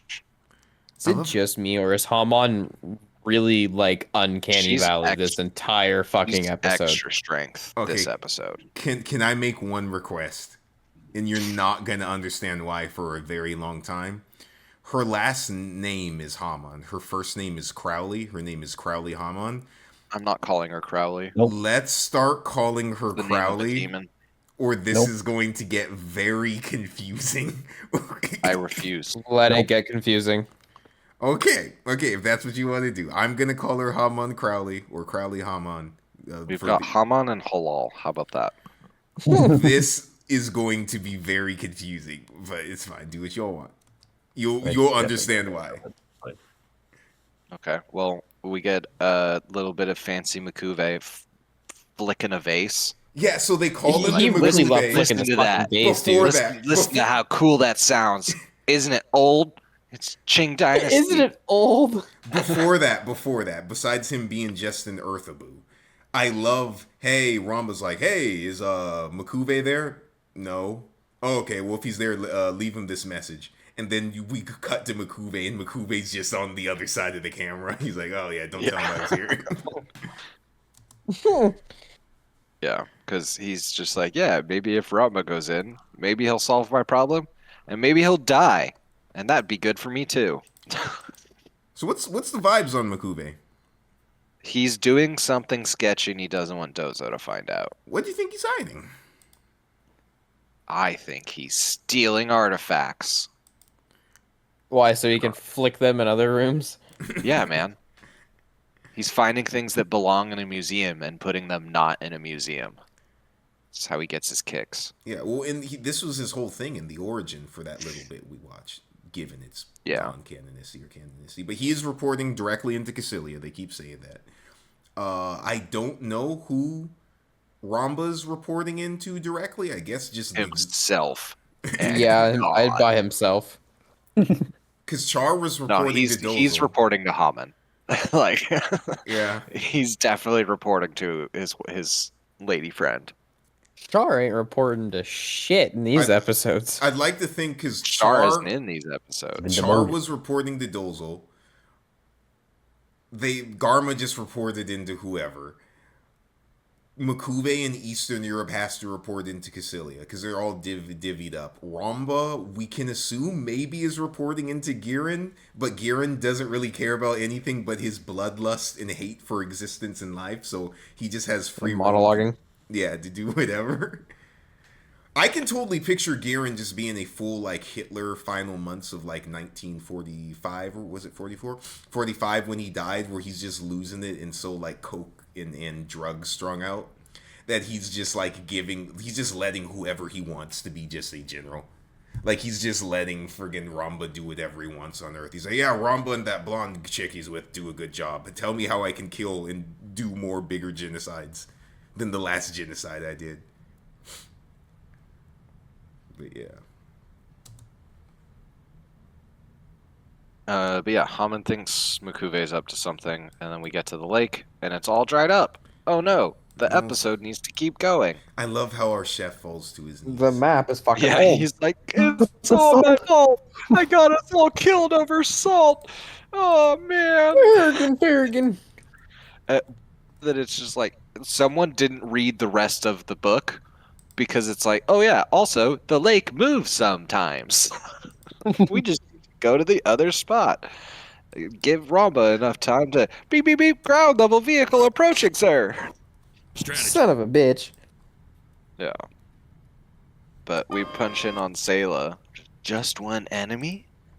Yeah, Now's my chance. She's thinking something. Jazzy trumpets. And she takes the Gundam. Yeah, so I also need to take a moment to talk about just how absolutely crowdy the dude in the pretend yellow tank thing with Haman is. Like, this man was the choice of all choices for voice actors in this string of episodes. What's wrong with Skeletor? They were like, hey man, what do you want to do for this character?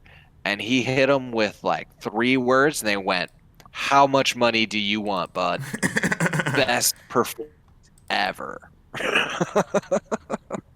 Wild. Yeah. But yeah, then Sayla's piloting Gundam and commercial break. And then Sayla launches in Gundam and experiences G-Force for the first time and learns that real life is not a simulation. Yeah, so this is very out of character for her. She just hijacks a Gundam.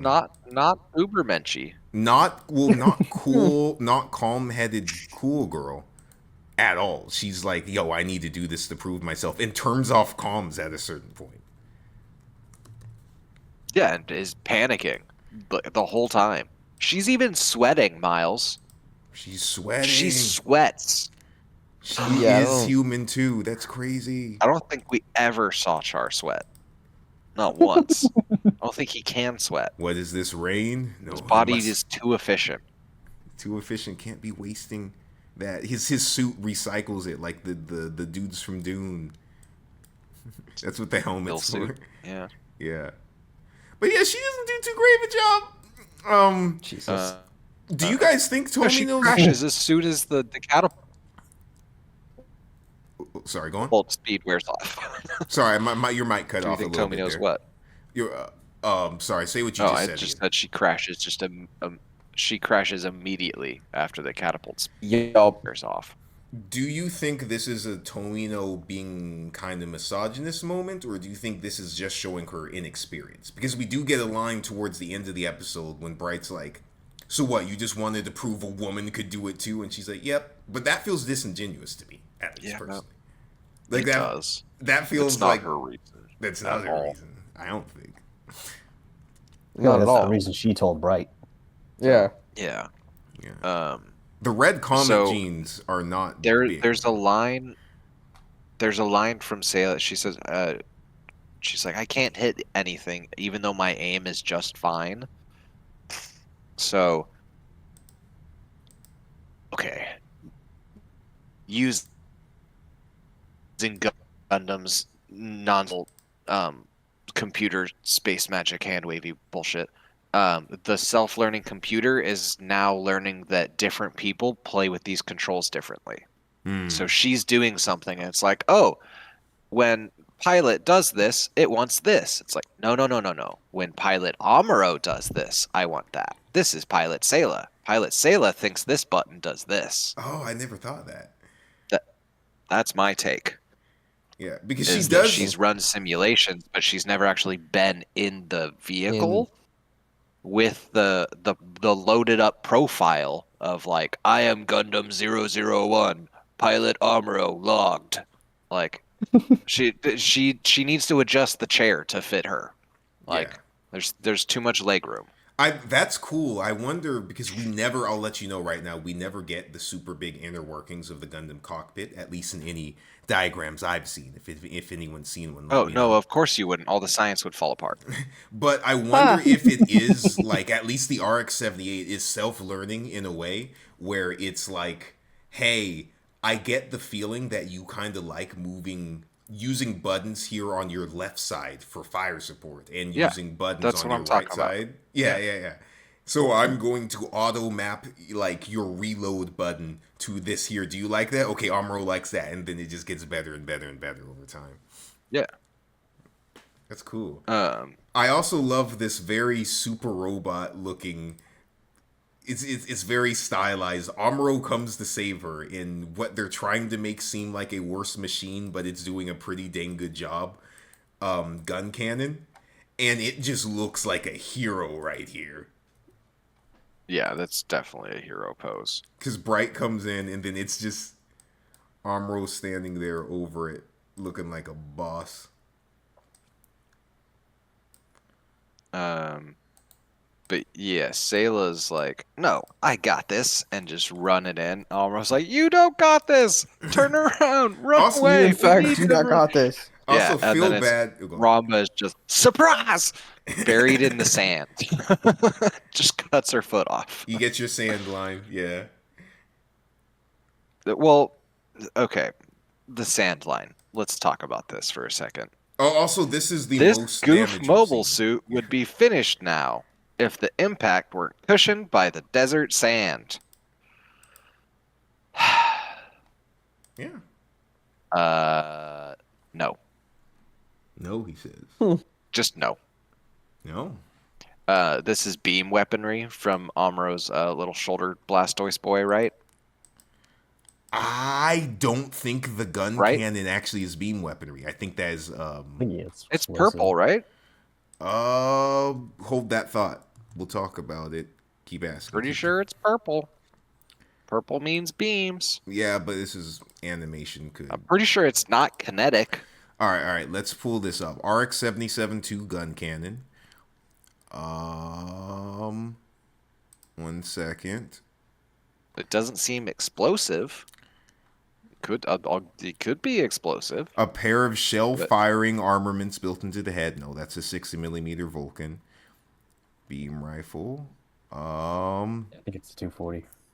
240mm cannons are mounted on the shoulders for mid-range support. These low recoil cannons are. Doesn't really say what it is though. Yeah, I think so that they're is full-on artillery. battleship cannons. Yeah, they are. I think firing. It is shoulder-mounted artillery pieces. Yeah. Okay, so they didn't look kinetic, but okay. Cushioning the blow with sand. That's not how Rombo went down Okay. really far. He dug a really big hole. He dug a hole. But that okay. Just because you weren't stopped doesn't mean the bullet's not still traveling. He went really deep, Tom. He dug a very deep hole. Big. Okay. The line I sent to Miles after this happened was, you can't just throw science exposition lines at me and expect me to go, that makes sense! Like I'm in Dragon Ball Z watching Mr. Satan give explanations about how Cell is on fire.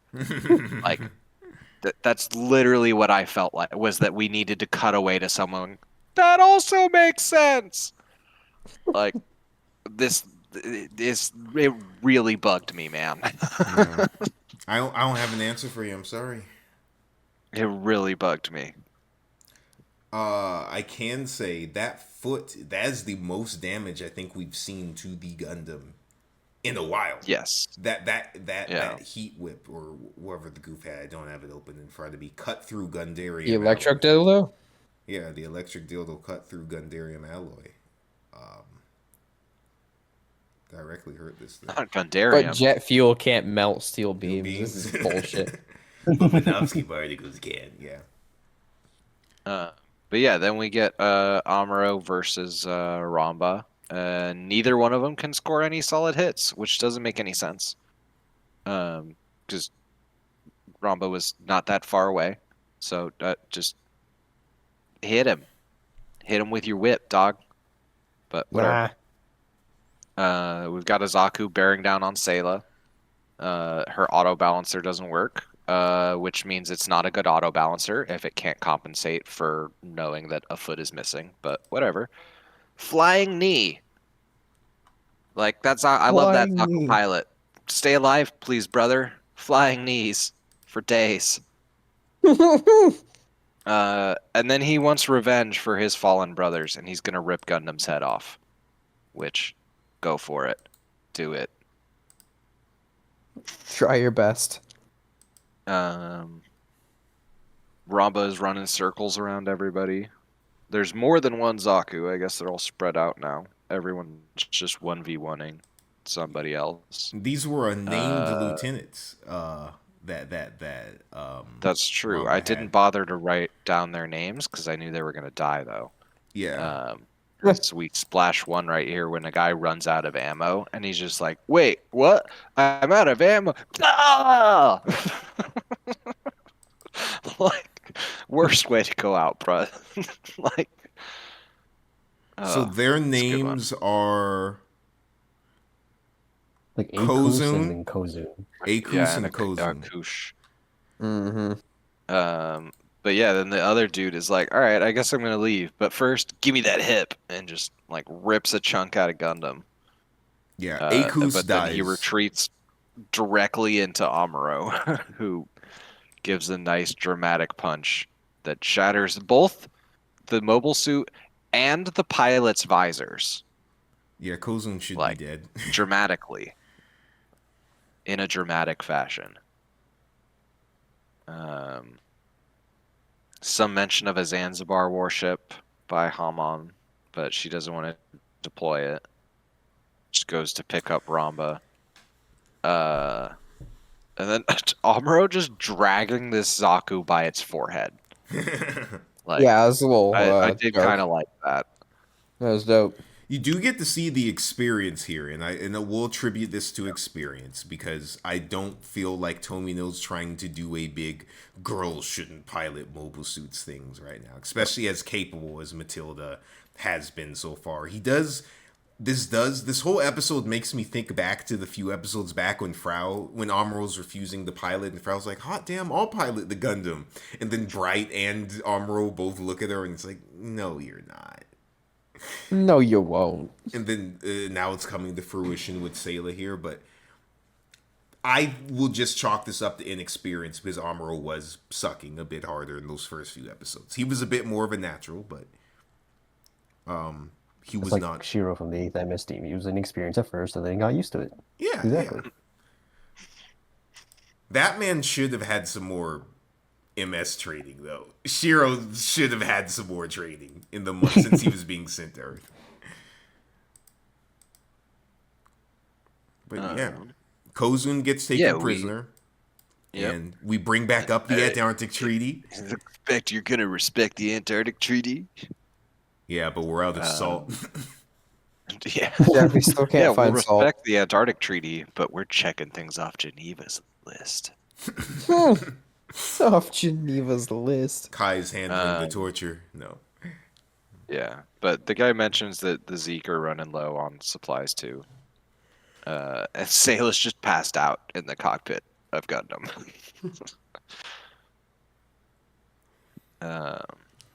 Yeah, gives Sayla 3 days in the brig, and then she volunteers to bring the food to the Zeke prisoner. To Kozun, yeah. And then immediately is just like, hey, do you know Char?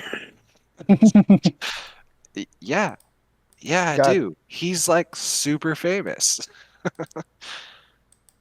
And kind of got his ass chewed for not protecting Garma. Yeah, so what did we learn? After Garma was killed. Yeah. Fascinating. So what's interesting though is, then she lies to them about what she said, goes into her cell, but then she's alone and she goes, Char's my brother and he's alive. Why? Because the last time why she is saw that? him, Why is that the confirmation you need? Like, because the last time she saw him, he was Cassavol. The last time she saw him was him walking away from her at the graveyard, and then she saw a guy who looked like him on side 7, and that's but then she's just like, hey, do you know this guy? And he's like, yeah. She goes, fuck, he must be my brother. Yeah. If this guy knows him, it's got to be my brother. Man, good thing I met this guy. Well, I have a question. That's my question. Okay, why is that the confirmation for her? Yeah, I don't know. Yeah. I feel like she must have made... Go on. I think it's because our prior knowledge of origin is like, for us, if we were watching this in the beginning, like first time, we'd be like, oh, that really, really confirms it. I guess, I don't know. Yeah, I think so. See, what I thought because the second Sayla was in Gundam, I was like, oh, she must know that it's Ramba who's piloting that goof. And she's trying, I figured she was trying to go out there to fight to try and talk to him. Ooh, do you think she remembers Ramba? Does Ramba remember her? Yeah. I think Ramba would remember her at the very least. I don't know that she would. She might know the name. And then people who saved some intelligence report on the bridge that she overheard of that pilot in the new blue goof mobile suit. It's Captain Ramba Rawl. He's known for looking like Teddy Roosevelt. Well, where do you think Char is right now? Home. Knocking back drinks with little umbrellas in them and banging the pool boy. He's definitely just chilling, taking a lap of luxury, knowing that he got Karma killed. Probably chilling with the brown girl. Who knows? Morgan. Oh yeah, the psychic girl. Oh, we haven't seen her. Oh yeah, well it's not time for new types yet, Miles. What's a new This type? What are thing you that you're talking about? pretending you haven't let slip 100 times. Well, I don't know what you're talking about. Hey, do you think we can trust Sayla? No. No? No. You don't Rat. think? She's the sister of the Ubermensch. Are you shitting me? Do you Also, think she's who's we? Who's we? Let's Is we pretend the feds? the audience. The audience. Let's say the feds. The audience are our Gundam team on the white base. Okay. The audience, can we trust her? Sure, she's Char's sister, and whatever Char does is right. Okay. Well, I So just yeah, we mean, can trust her. is Sayla a trustworthy person to our band of brothers here? Yes. Do you think she's No. gonna do? Do you think she's gonna go to the Zeeks? What? No. No. Not I after think that. she's just trying to find her brother. She's just trying to find out information. If anything, I think she'll be the reason that Char defects, rather than Char being the reason she defects. I Well, think hey- she'll draw him over. Free points here since we're at the end of the episode. Tin Hat, any theories you guys have before we wrap up here today? I have one thing to do and then we can wrap up. Where do you think this plot is going? Because it can go anywhere now. To Odessa, Can it? We have Odessa Day in 5 days. It's going there. which we know is where going to it's go going. south for Zeon. So Yeah. Russia. Yuri mentioned that they lost Odessa in the 8th MS team. we already know how that's going to go. So Yeah, it's gonna go Vapo Bomb. That's how it's gonna go. We're gonna be on the other side of it this time, and we're gonna see if Amuro can survive a Vapo Bomb by hopping inside of a refrigerator. Spoiler high alert! on Monopoly got Quartles, plot of armor. course. Any character predictions? I was thinking about it watching this earlier today. I went to a little bench at my parents' place where I'm staying and just watched these last 2 episodes. I didn't think about it, but Char is the protagonist of Arc 1, you could say, and he's in a red mobile suit. And Char is the antagonist of Arc 1, and he's in a red mobile suit. And now that we're in Arc 2, Ramba is in a blue mobile suit. And it's like, oh, okay, yeah, I see totally. Yeah, but you got it right the first time. Char's the protagonist. And there's just this little brown-haired kid running around causing problems for him. Plot predictions, How dare please. Give them to me. Give them to me if you have anything. Tin Hats. Odessa Day is in 5 days. We're gonna go do that. We're gonna go deal with Odessa Day. We're gonna go do a big military engagement. It's gonna be big military things. There's gonna be lots of explosions. People are gonna die probably. See, Well, that's how they'll get assaulted. maybe one person dies, but I don't Yeah. think we have anyone expendable enough to die. Oh, never mind. We have Omer. Omer could die, but we don't care about him. We just met him. I think a lot of people are gonna get injured. I think someone's gonna get laid up for a bit. But I don't think anyone's gonna die. I think someone's gonna get in serious danger. We might scrap one of our machines, and it'll be out of commission, being repaired off screen for a while. Kai is going to be reckless and get someone else hurt. Amuro is going to try and save civilians instead of doing a military thing.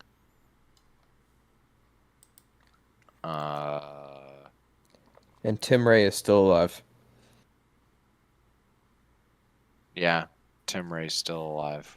All right, Kenny, Leo. I'm just writing. Yeah, I think someone's gonna. Something bad's gonna happen at Odessa Day. I got one. We're gonna meet up with other mobile suits for the first time, and these are gonna be piloted by adults, and they're gonna screw up because this is a young adult novel, and adults are not to be trusted.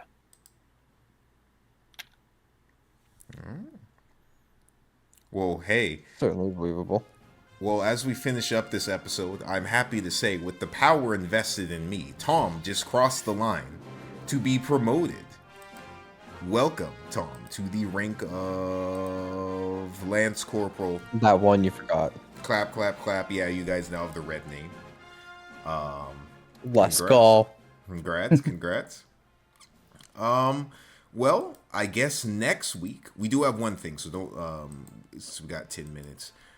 Next week we'll be dealing with episodes, and it's gonna be off. We're gonna just use Crunchyroll numbers from now on. So Kenny, you know you're off by one. Yeah. We're going to be dealing with episodes 16, 17, and 18. Amuro Desserts, Zeon's Secret Mine, and Ramba Raw's Attack. Who knows what could happen in those episodes, especially one immediately after. Hey, before we end off here today, we're going to do a little Tales from the Universal Century segment, which we haven't done in a minute. Let's talk about the White Base B Team. Can everyone see my screen? Fucking Yes. Hey, Oscar Dublin. so yeah, so the White Nerd. Base, Nerd. the White Base I am has not going to memorize these people's names. oh, that's the point. So the White Base has a very sizable crew, but we mainly focus on our main cast of main characters here. However, there are a lot of people that make this base go round, and though we didn't see it, the Bright and the initial crew, people like Ryu and others, and Bright himself, while they were on the White Base, there are other younger kids who they brought on besides Amuro, Frau, Kai, Sayla, Mirai, and our main cast. So let's look at a few of them. So first, we have Oscar Dublin. Thoughts on this guy? Nerd. Describe him for me. Wow. It seems kind of like the Navigator, A character. almost. He looks like he has the same posture as Typhlosion. Well, he is one of the two operators who you'll see up and around Gundam. And if we read his information, he pretty much just does that. There's not much about him, and under personality and character on the wiki, it says, while he appears in nearly every episode of the show, little of his personality is revealed. Yeah. His job is to say things like, Captain, a ground level vehicle is approaching at high speed. And then we never Pretty see much. him again. That's his job. And his buddy is... Pass butter. Oh my god. God. Marker God fucking Clan. damn it. Who is the other guy in White Base. Maka Kurenu. Thoughts on him? He's the one who says, it's 50 kilometers away and closing, sir. Oh my god. He's just on the other side of the room giving you different readouts. Yeah. If anyone at home wants to look these up, we're at the Gundam Wiki looking up these names. I think it actually would be really funny if they were at identical workstations, but one was in US and the other was in metric. Oh, that Oh would my be God. cool. Infuriating. That would be be so really fucking infuriating. Hey, let's read his history page. He served as one of two operators for White Base alongside Oscar Dublin. He sat in the seat facing the port side. And that's his Wow. entire A history. character. That is it. So glad we named you, buddy. Hey, on the video games, he's got a nice card here that has, it appears 0000 power. And I don't know what the description does in that little Gundam card game. But those are two bridge operators. And then we got our mechanic, Omer, who we will see later. But let's pretend we don't see that right now. But hey, here's Omer. Cool. Thoughts on him? He's got an afro. May be black. May not be. Nah, he's black. I think he's Omar, but Tomino called him Omaru. Apparently he was a cadet in training alongside Ryu, so that's why he's in blue, and he has the blue uniform. Sorry, that's why he has the gray uniform while the others don't. You guys were asking about the chef who came out of nowhere. Here is Tamura. He technically did appear at one Before? point earlier. Yeah, he's been in the show before. He's the chef, Tamura. Describe him for me, since we're an audio podcast. He's a big, Really fat, nice jolly Swedish chef. He's got his chef hat. He's got his pan. That pan, I'm sure, has a whole bunch of salt searing with whatever he's cooking in there. He loves salt. Hey, want to read his description? His history? Yeah, there's a little bit of a spoiler there, but never mind. He's just he's just their chef. And then we got another girl who has been mentioned before, who has the rank of petty officer, Masaki. There is another pink shirt. There is one more girl, as far as we know, on the base. She looks like a mix between Mirai and Frau? and Frau. Hey, let's read her description. Oh, never mind. Don't read that. Don't read that. But yeah. Jesus. Don't you guys love Masaki? In every episode, she always has something witty to say. She definitely does a good job filling up the background. She is performing the role, not to be misogynist, I'm making fun of the show. She is performing the role of girl when Frau cannot perform the role of girl. And Sayla and Mirai are already being bosses on the bridge. We brought up the word bridge bunny off screen. Tom does not like bridge bunny, so we will not call them bridge bunnies. No, I don't object to bridge bunny. I object to calling Frau a bridge bunny. Yeah. She's not on the bridge. But she's not. Bridge bunny is implying that you are on the bridge for nothing other than looking cute and being. And Frau is eye-candy. not. Frau has purpose. Frau is keeping everything running behind the scenes. Yeah.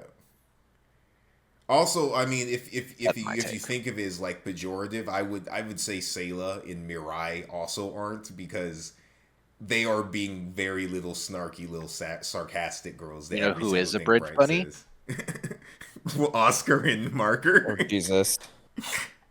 Yes, but I was gonna go with Kiki. Yeah. She's a little I kid. forgot her name. No, she's a little kid, but when she's on the bridge, her purpose is like, oh, that's so cute. Little kid does little kid thing. And does like, I mean, Bridge Bunny definitely has a sexual connotation to it, so maybe Just- not. But Probably not. they're like, if you're Bridge gonna kid. go with somebody being on the ship that's useless, pick a civilian. Yeah. What's its name? The Ptolemy crew from Gundam 00 Leo. What are their names? I don't fucking know. These two. The bridge Oh, buddies. yeah. Oh, Felt and I can't remember the other chick's name. Well, I mean, they're sitting These at guys do. consoles But at least. yeah, no, Felt, they had very much had purpose. They did things. yeah. They were involved in the plot Yeah. sometime. Yeah. Yeah. Yeah, Bridge Bunnies is the mech term for the girls who you see just, yeah, I'd say dudes could be too, who you just see on the bridge. You're like, sir, taking orders, which I'd say is more Marker and Oscar than anyone. Anyways, moving on. Sir, I brought your coffee, sir. Sunmalo. Who doesn't love Sunmalo? He's a medical officer. He's doing. Fuck Dude, are how many these more of these people? characters we've never heard of are there? Jesus Christ. Want to read his description? It's tomorrow. God damn He it, kid. served as part of the crew's medical team. Full stop. Damn, that's my favorite character. Yeah. That's my boy right there. I'll put that in there. And with 1 minute left, we'll go to the big surprise of this year, which I learned as a Gundam fan. Kenny, Oh, I'm is there gonna a give you. new thing coming? I'm gonna give you this link. Kenny. Open that for me. I'll keep this open for these guys. Last person is Job John. Sometimes references Thanks, I hate it. Jobu John. We actually saw him in the Origin briefly. Remember him at all? No? No. Probably don't. No. Job John is also another nameless crew member. He was in a few episodes back during the Gunperry episode, flying with Kai and Frau as they did the deceptive act when they were helping the civilians escape to the little town. That makes sense why I don't remember him then. I was furious at that poor excuse for an aircraft. I guess he was a civilian living on Side 7. He has a lot, but there's some spoilers here talking about other things. He's not really involved in much. But Kenny, let's go down to where it says Gundam F90, and can you read this out loud for me? By UC 0120, right? Mm-hmm. Job has become a senior engineer at the SNRI. He was responsible for the Formula 90 project, which had been chosen as the Federation's next generation's mainline mobile suit. So pause right there. So he develops the F90 Gundam. Job John, this nameless character on the white base, develops the F90 Gundam from Gundam F90 way later on in the timeline. We'll get to there at some point. But that's just my little inkling of knowledge I had to share with you all today, because I didn't know that till this summer, a few months ago. This one nameless boy is critical for certain important things in the Gundam franchise, and I think we have to say thank you, Job John. The ultimate jobber. He is John Gundam. It is in his name. He is John Gundam. God damn it. All right. Well, hey, with that, him is an old man. All right. With that, I think we're going to finish up for today. Thank you guys so much for being a part of this. I always appreciate your time. Like I said, we will pick up with episodes moving by the home video release. Episodes 16, 17, and 18 next time. Any final words for anyone? Go get some. Always follow on the way in the God Emperor. All right. Odessa Day. Odessa Day! It's coming up. All right. See you next time, y'all.